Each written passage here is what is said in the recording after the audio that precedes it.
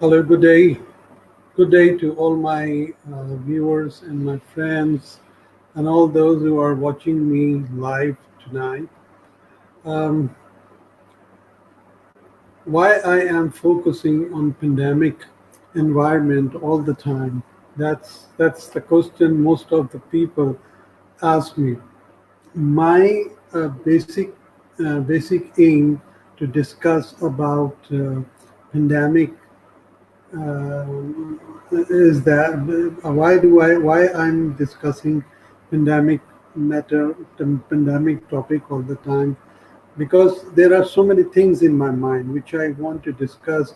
People are Majority of people are very disappointed, very frustrated, and negativity in our society is increasing a lot.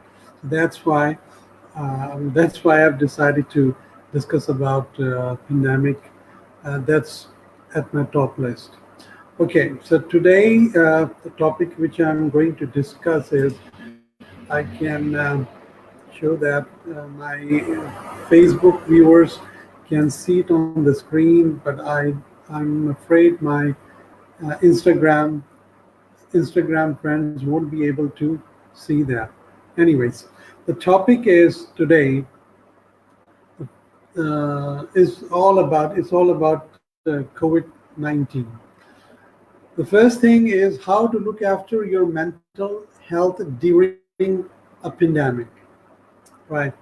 As part of the global response to the pandemic, the citizens of many countries are having to stay at home. However, prolonged isolation can take its toll on mental health.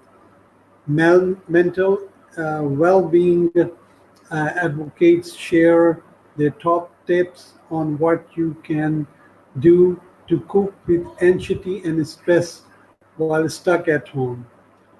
What what can people do to look after their mental health while stuck at home? All data and statistics are based on publicly available data. Some information may be out of date. Um, um, in a press briefing on March 26, 2020, officials from the World Health Organization discussed the challenges that the world is facing in terms of mental and psychological health and well-being during the COVID-19 pandemic. Physical distancing and isolation measures and the closure of schools and workplaces are particularly challenging for us as they affect what we love to do and where we want to be and who we want to be with. That was said by Dr. Hans Klage, who's the WHO's regional director for Europe, in his opening remarks. It is absolutely natural for each of us to feel the stress, anxiety, fear, and loneliness during this time. Um, at the WHO, we consider effects on mental health and psychological well-being as being very important consequences of COVID-19. He added, as uh, as people all around the world find themselves working from home or being homeschooled, unable to travel even down the street to visit friends or family, staying healthy could staying mentally healthy could become increasingly difficult for many. Right. So, what can individual as well as society at large do to preserve mental well-being and cope with the stressors such as anxiety and loneliness?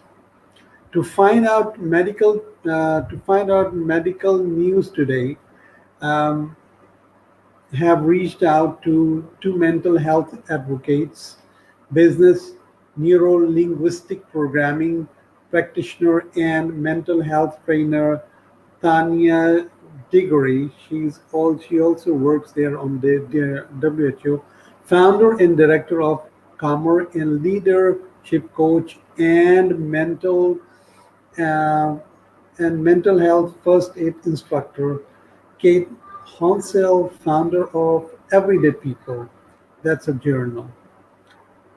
This special feature presents some best practice tips for maintaining good mental health that Diggory and Honsel suggested, as well as the official advice offered by experts from the WHO, right?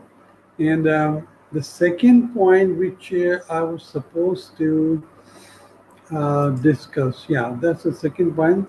Unique challenges of working from home. That's very important.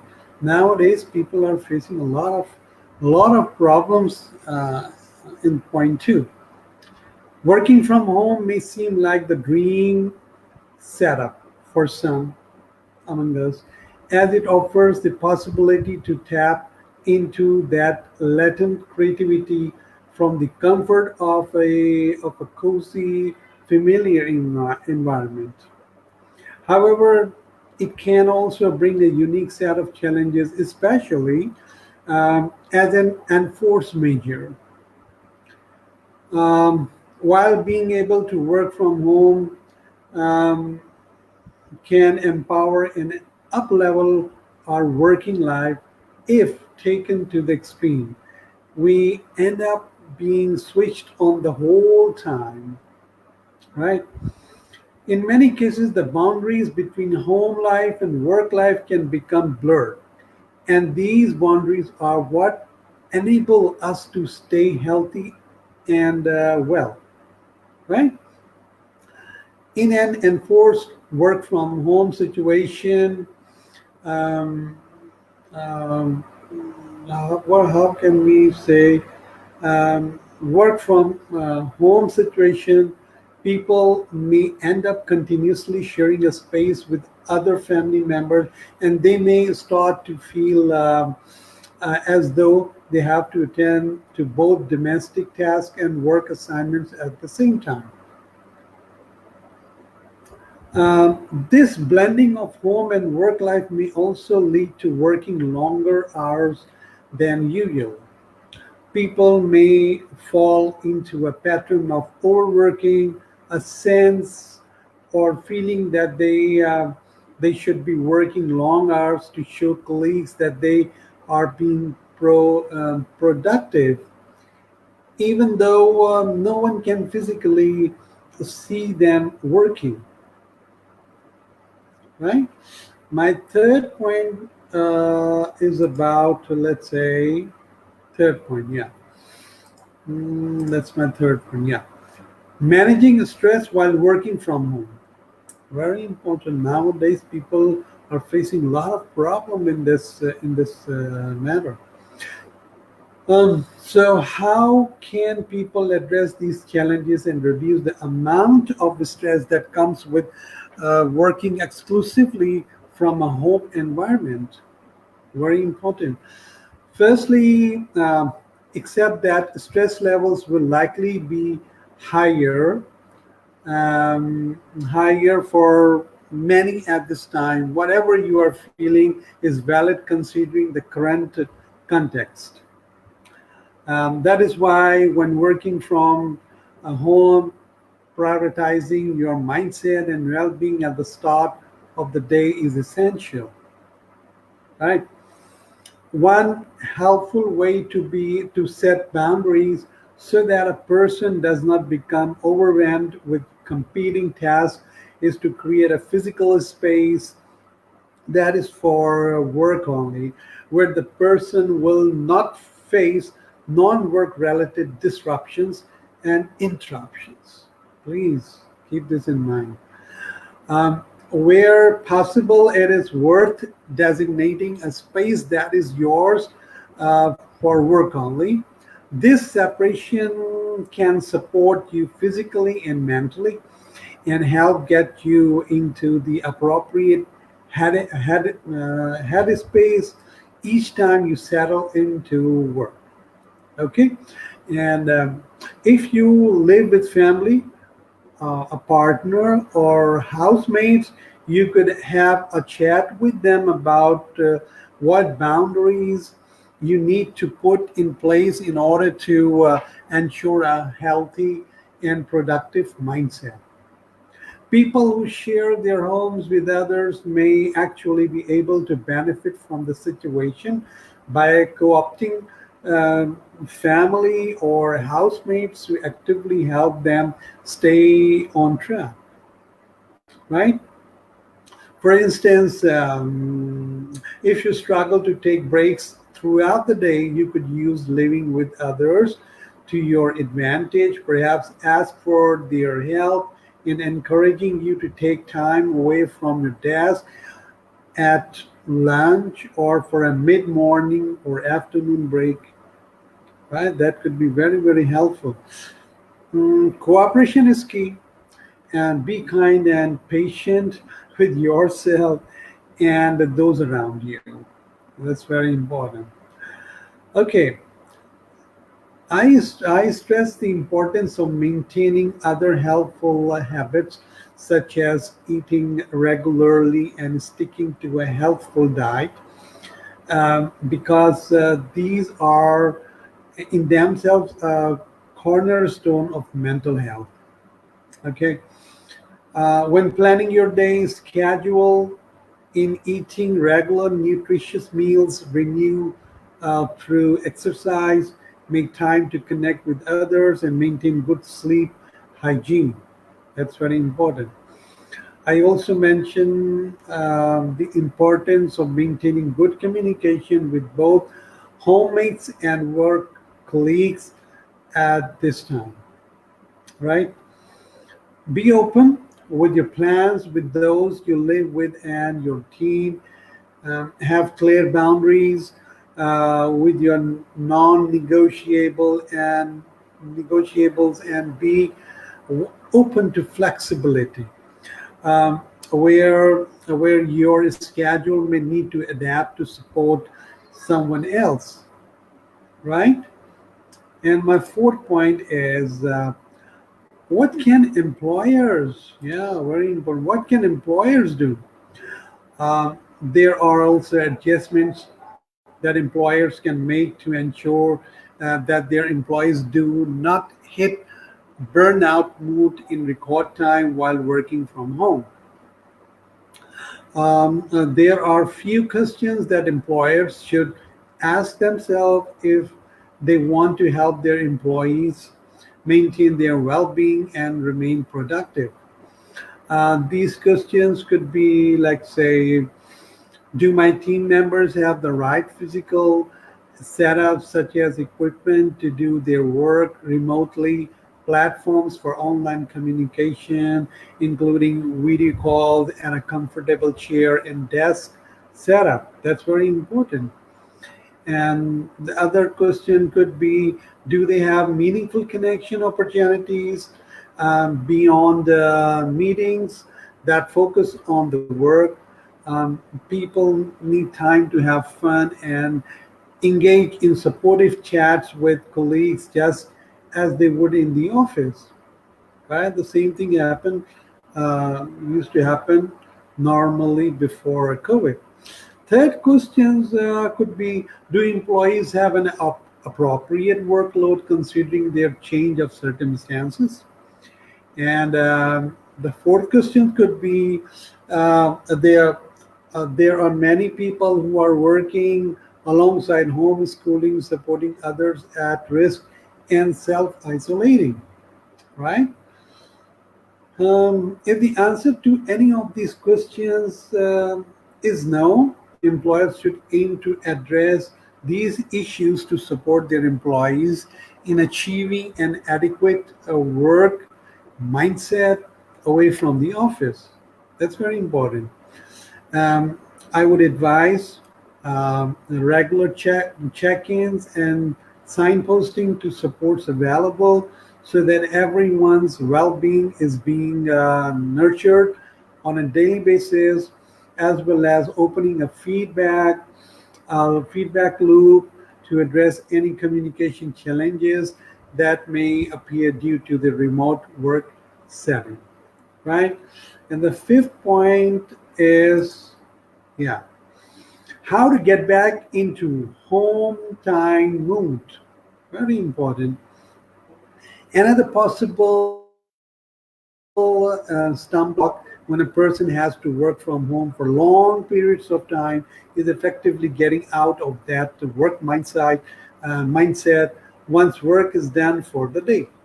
That can be tricky, especially if the person does not have access to their usual signals that work is over, such as commute from the office, a regular pit stop at the mall after work, or a quick session at the gym. Right? I suggest that one way of making the end of the workday, though this could also apply to ending a study period, for example, is to set up something akin to the school bell, right? Try using an alarm to signal the end of your working day, right? And choosing the hour or even the minute that you can press the off button, put down your pen and leave the home office, right? That's possible.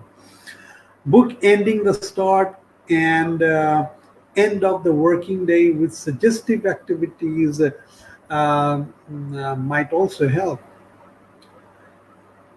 Plan a simple, short ritual you look forward to in order to check in and check out of your working day, right?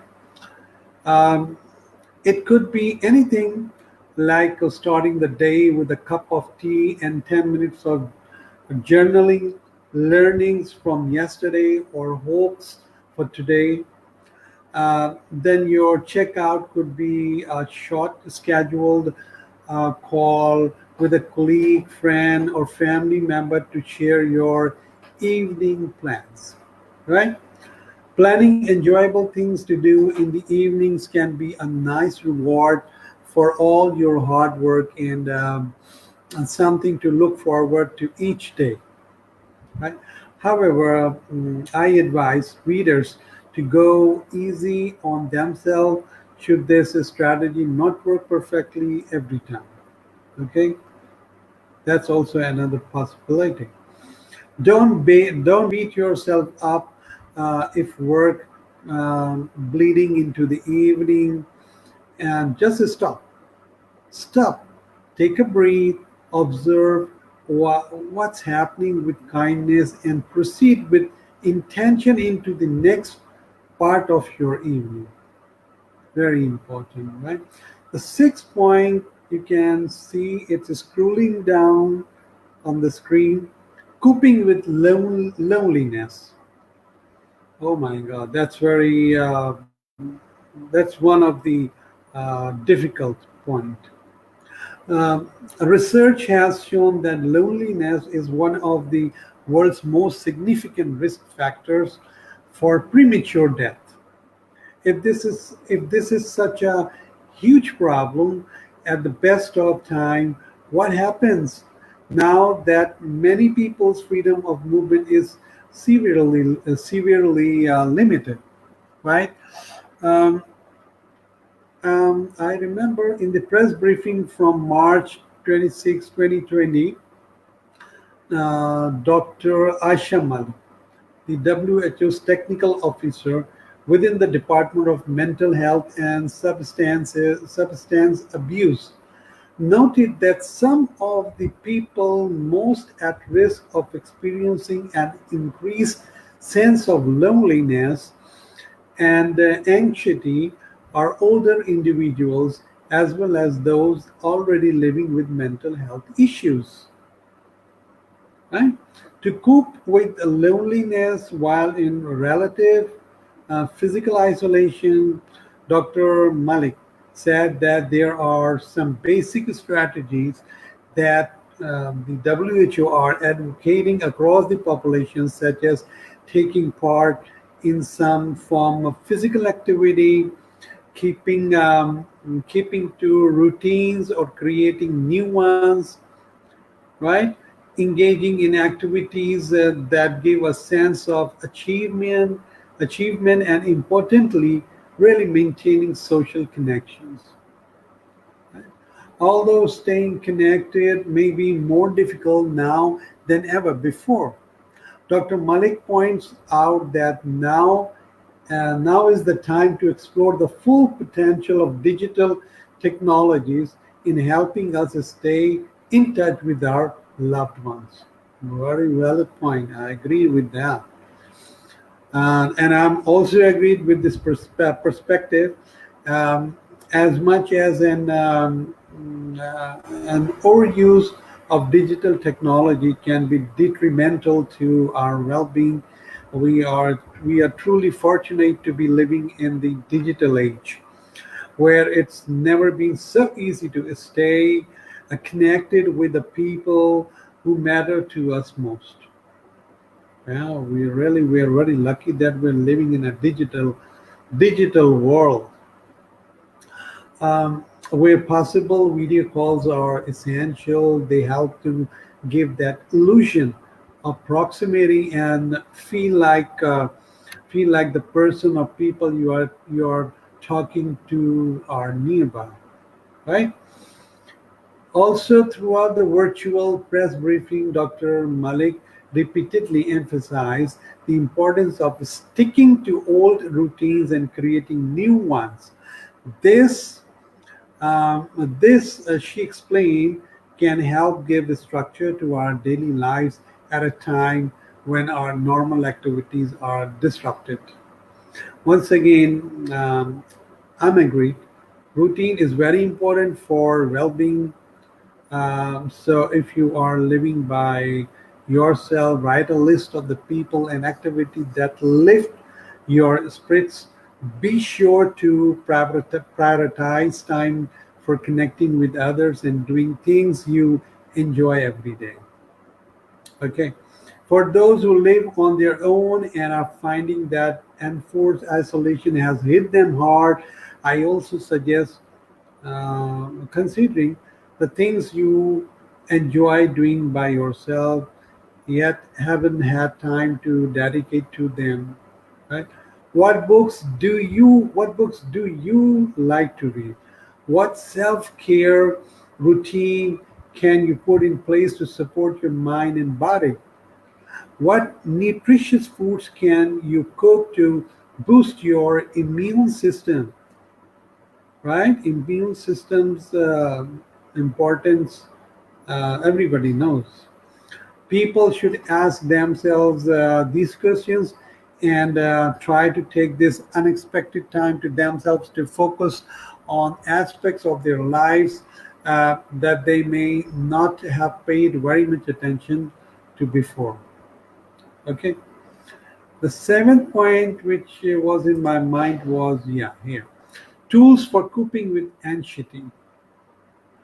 Um, well, I remember in the press briefing from March 26, 2020, the WHO officials also talked about how people may start experiencing increased levels of anxiety during this uncertain time.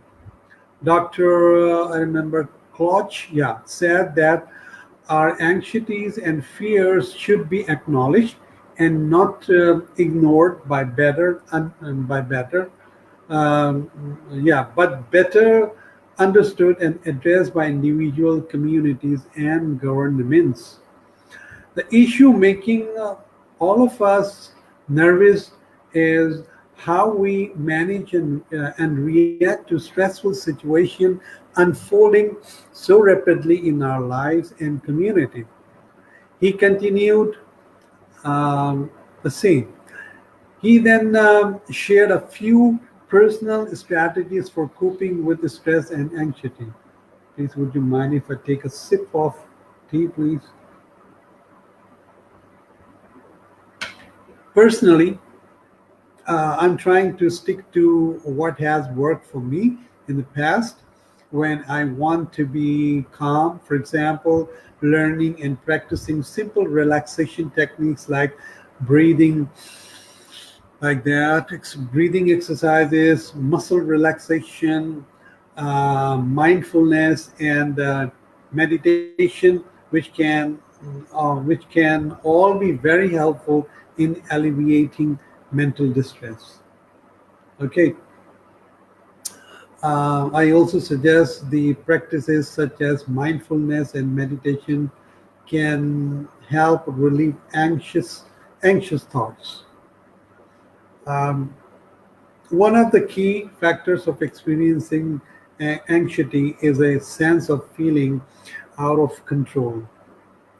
However, the practice of mindfulness and meditation have been scientifically proven to reduce stress and anxiety, and when practiced regularly, can help you feel more in control of your own state.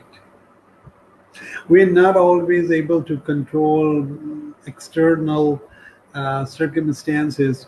However, we can learn to cultivate healthful habits where we feel in control of our personal well being, and exercises such as meditative breathing or, or an example of this, right? As I explained before, since the start of the pandemic, there has been an increase in online wellness classes, which people can easily join from the comfort of their own homes. The last point which I noted was open communication and simple relaxation. I also stress the fact that online classes and other resources are bringing fun and relaxing activities straight into people's homes. What has been so amazing to witness is the booming wealth of online resources to support people. You can go on virtual art gallery tours, watch videos of theater and dance online. Yeah, we can dance online also.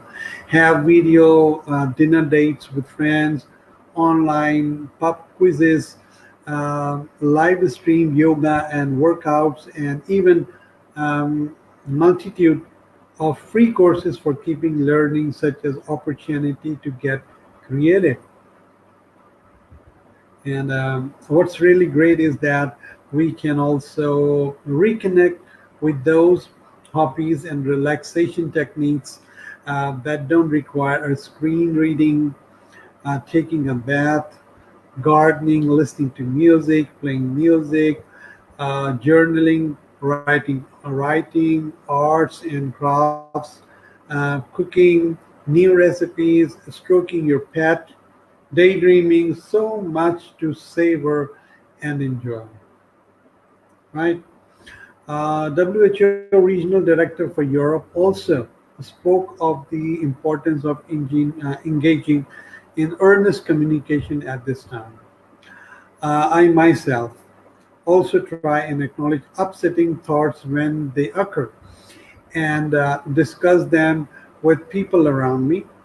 They are likely to have them too, and we may be better able to find solutions collectively, right? I emphasize that we should all try to check in with each other and practice our sense of empathy. Um, I think that's enough for today. Looking out for one another and checking in regular to spot signs of stress or mental health issues involving could have a lasting impact. So I hope you would have enjoyed my today's session, and I could be contacted for any suggestion, advice, discussion, or so on at the following platforms, which I'm going to just display to you. I would be glad to help and assist anyone from anywhere of the world. Right? My I could be contacted And that's my contact detail, right? So you can contact me over here. And yeah, see that? This is my YouTube channel. I have but very less subscribers at the moment, and with your cooperation, I'm very um, confirmed that when you people will start subscribing my channel, um, that will be a kind of encouragement from you for me, and I would try to upload such videos and other related videos which could decrease your mental tension. Thank you so much for watching this video of mine, and I hope that you people will not forget to subscribe my channel. So till tomorrow, please just remember me in your prayers also. And that's all for today. Thank you so much. Thank you, and take care all.